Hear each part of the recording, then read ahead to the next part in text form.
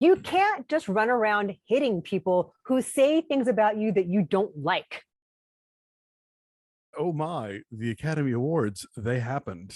Yeah, we wanted something weird to happen at the Oscars last night, but not like this. Yeah, be careful what you wish for. That was really strange. I am in Whistler skiing with my family, so was watching in the condo, and literally nobody here even knows the Oscars are going on. Like no one I talked to. I thought, oh, the Oscars are tonight. Yes, they are. So I mean, I guess we'll talk about who won what and how our predictions shook out and all that. But this Will Smith Chris Rock thing just derailed the entire night. Uh-oh, Richard.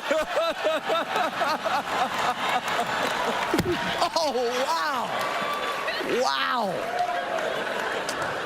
Will Smith. Yeah, pretty much. And I think it was shocking because it happened during the Academy Awards, and I think people thought it was a bit for a while. Mm-hmm.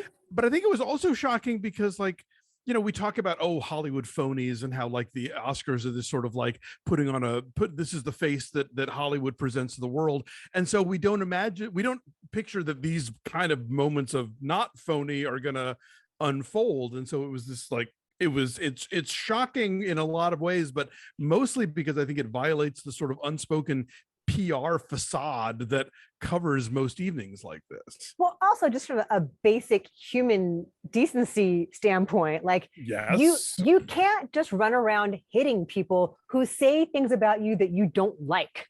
And if you're in the public eye for decades, like they have been, you cannot be that thin-skinned.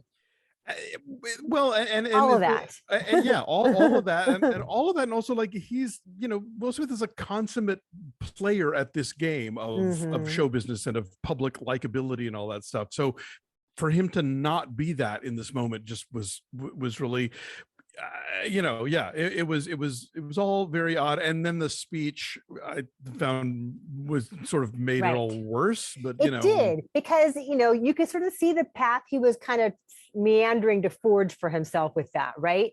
So he smacks Chris Rock after making the Jada Pinkett Smith hair joke, which is a dumb joke, whatever. And offensive to the fact that she has been dealing with alopecia publicly since 2018. Right. So yeah, not defending the joke in any way, but at the same time, also not defending the response. It explains why they got upset about it, right? So then he walks up and smacks him. Like you, I thought it was a bit. I thought it was like, because from the angle, it looked like it was a stage slap.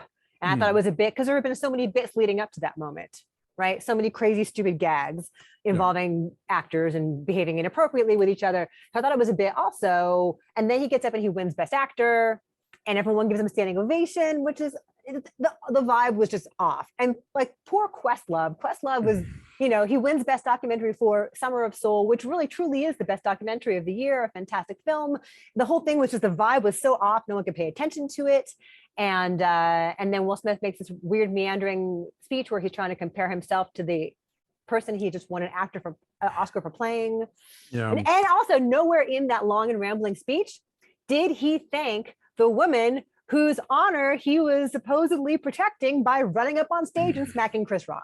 Right. And it's worth noting that he apologized to the Academy and he apologized to his fellow nominees, but he did not apologize to Chris Rock. So he did not. There's a lot to unpack there, and I'm sure everyone's going to be unpacking it for a while, but we now have a moment that's gonna sort of live in infamy with like the David Niven streaker and Sasheen Littlefeather and stuff. And that's what people are going to remember when they talk about Will Smith winning an Oscar. And that's kind of on Will Smith, unfortunately. And it ruined a lot of really lovely other moments. Like Coda won Best Picture, right? Coda winning Best Picture is a totally feel-good win, right? We talked about this in our predictions, that Coda winning is like the feel-good, happy uplift that we all need after 2 years of just horrifying awfulness. And so it wins supporting actor for Troy Kotsur, and it wins for screenplay, which I was wrong about. It won adapted screenplay, I was wrong. And it went 3 for 3. It's a nice, happy story, and all of that, like the lingering weirdness still tainted that at the end of the night. Yeah. Well, and ironically, like the favorite going into the evening, or at least going into the evening a couple of weeks ago, was Power of the Dog, which is a movie about toxic masculinity. So There you read into go. that what you will. Which was up for the most nominations with 12, and it won just Yes. one for Jane Campion, which is Yes. in its own way historic. She's only the Sure. third woman ever to win. Every kind of predictor thing got thrown for a loop last night. Coda is apparently the first Best Picture winner to have neither a Best Director or a Best Editing nomination. Oh. There's like all these things that like didn't play out based on the past, which means there's no predicting anything anymore. So fine by No. me. And then one thing that we figured would happen was that Dune would get the most. Yes. It won 6, most of Yeah. which were, as you pointed out, during that before show stuff that they Mhm. didn't show us. So it won, cinematography and score and editing and production design and visual effects. Yeah. Won all that stuff that we thought it was going to win.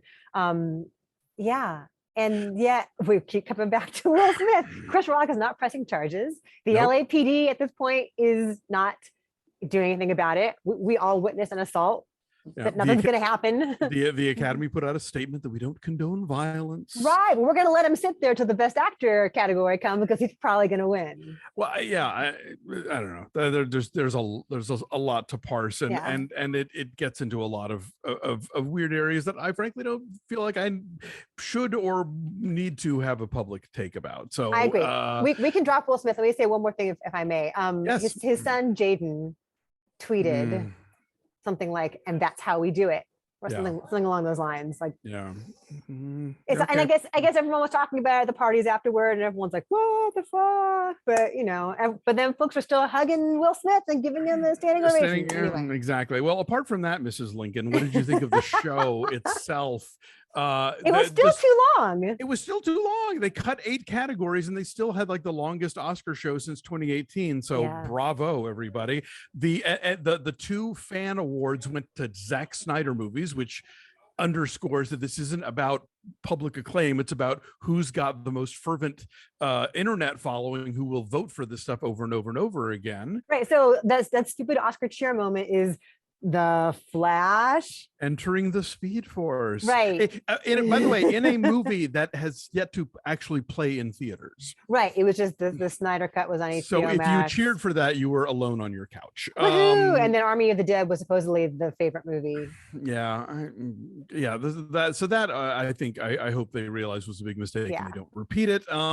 I thought Amy Schumer's monologue killed. Mhm. I thought she was very funny, and she did the kind of in-your-face stuff to the people in the room that is the right amount of dig. I think that makes the evening work. That sort of punctures the balloon a little bit. I'm really happy that Billie Eilish won for Best Song for No Time to Die. The first Oscar winner to be born in the 21st century. Oh my God, we're so old. Lin-Manuel, your EGOT's coming. Yes, Not today. Diane Warren, your day will come sometime. It will come. Let's talk about clothes. Let's talk about Timmy being in such a rush to get to the theater that he forgot to put a shirt on. God, he looked so sparkly. My first thought was Vegas magician. Louis Vertel had a great line about how his main focus in life is Timmy's main focus in life is to bring Paula Abdul's stage wear into the general public. Yes, it's long overdue. Yeah. And a lot of red, a lot of bold color. I mean, who else looked really fantastic? Ariana DeBose looked great. Yeah, Kristen Stewart with the high-low, Stewart, with the blazer and the yes. shorts because Yeah. she can. Looked dynamite. Marlee Matlin, of all the red dresses, I thought that was one that was really gorgeous. Mm-hmm. I guess the clothes were what you expect for the most part, and that's not what anyone's actually talking about. No, So, or the movies. or the movies, right? You and I were right a lot of the time. Yes, Cruella. Cruella, speaking of won. clothes, we were right about Yeah. that, and we were wrong a lot of the time. But it's okay, and you guys were fun to come along on this ride with us. So, Yes. so thank you for doing that. Maybe next year they'll bring the categories back to restore some normalcy. I don't even know. Will Packer, though, who produced it, tweeted, "Well, told you they wouldn't be boring." Yeah, I don't know if that's the flex you want to take at this point, but whatever. You as long as you feel good about your work, I don't know. Yeah, there seem to be a lot of bad choices along the way on all sides of the camera, and we'll just have to see what, if anything, we learn from it next year.